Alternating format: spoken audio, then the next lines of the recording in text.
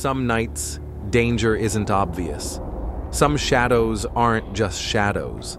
Tonight, you'll hear 3 terrifying true stories where the people involved called the police, and still, nothing could stop what was coming. By the end, you'll never feel safe in your own home again. It all began the fall of 2021, when I moved into a rented townhouse in southern Illinois. For the first time, I was living alone. At 27, with a full-time job and a steady routine, I thought I'd be fine. But there was a tension, an unshakable anxiety I couldn't explain. The townhouse sat at the end of a quiet cul-de-sac, part of a row of identical units. Beige siding, perfectly trimmed hedges, wind chimes, sterile suburban calm. Most neighbors were older, but a few young families dotted the street. I didn't know anyone well, and I liked it that way. Almost immediately, one neighbor drew my attention. 3 doors down lived a man in his mid-40s, tall, heavy-set, with a scruffy beard. His habit? Standing outside at night, sometimes pacing, sometimes smoking, sometimes just staring. Around 10 p.m., I'd return from work and there he'd be, on his porch or driveway, silent. Eyes locked. Never smiling. Just watching. The stillness was unnerving. Unlike any casual night owl, he didn't fidget, check his phone, or move. Just watched. Then, the noises started. Mid-September, 2:37 a.m. I woke to a metallic scraping against wood. My bedroom led to a fenced backyard covered in decorative rocks. Footsteps. Not animal, not imagined. Someone was there. I grabbed a dull kitchen knife and peeked through the blinds. Nothing. I called 911. Officers arrived, searched, and left after 10 minutes. Probably a raccoon, one said. I didn't sleep. The next morning, I found a stone wedged under the backyard gate, clearly placed to stop it from closing.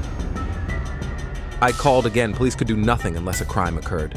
2 nights later, 2:14 a.m., the back door handle rattled. Shadow in the backyard. Same officers, same response. Footprints found, but still no arrest. I installed cameras. That night, the back camera triggered. A tall man in a black hoodie approached, stared directly at the lens, grinned slowly, then vanished. Police admitted it was strange, but again, they were powerless.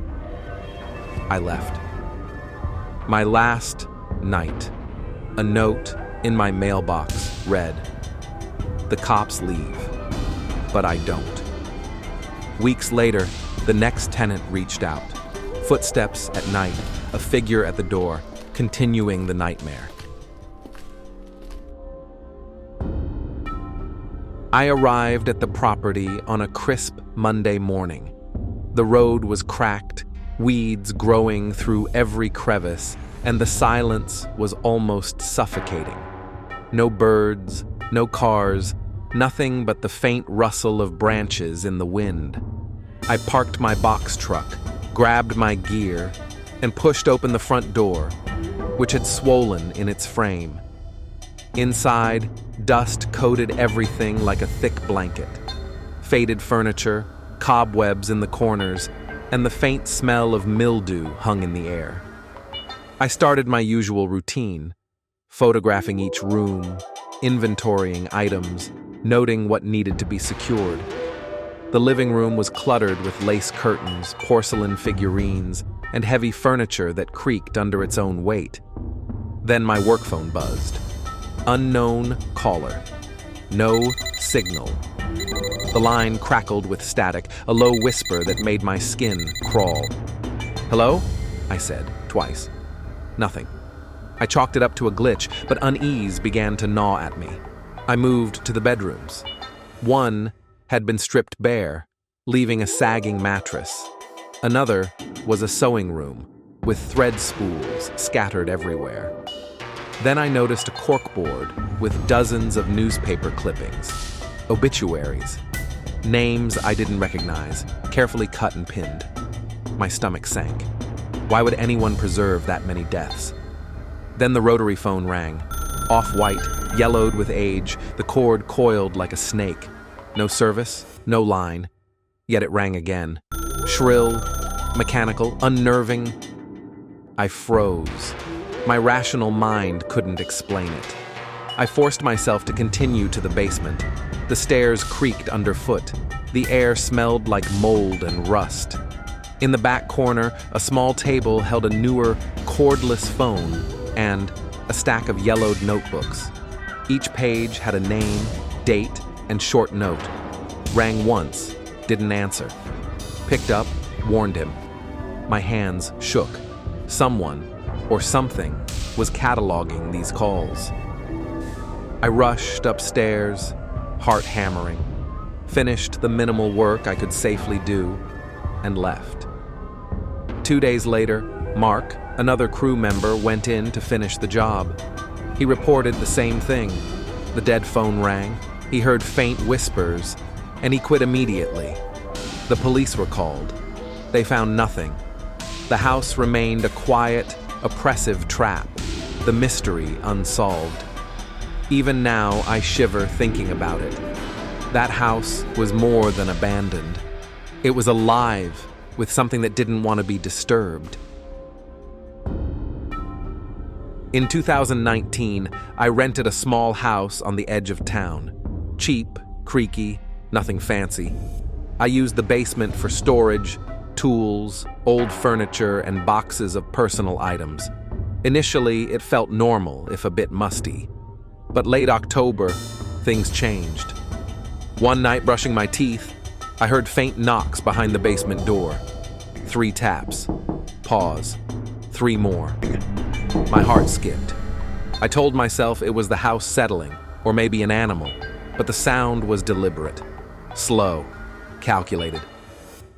I locked myself in my bedroom, heart racing, waiting for sunrise. Nothing happened. Morning brought a false sense of relief.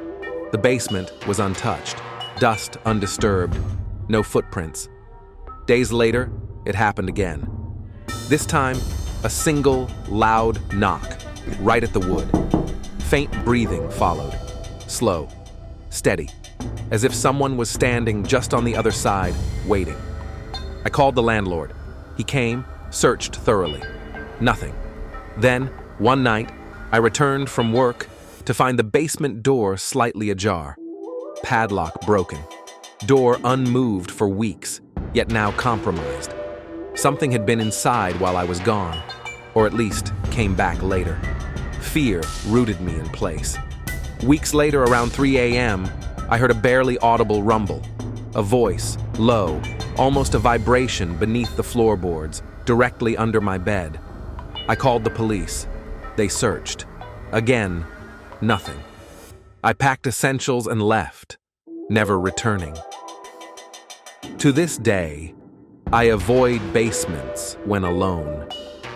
Sometimes, when I lie awake, I think about what might have come up those stairs if I had stayed a moment longer. If these stories gave you chills, hit that like button, subscribe, and turn on notifications. More true, terrifying stories are coming, and you don't want to miss a single one.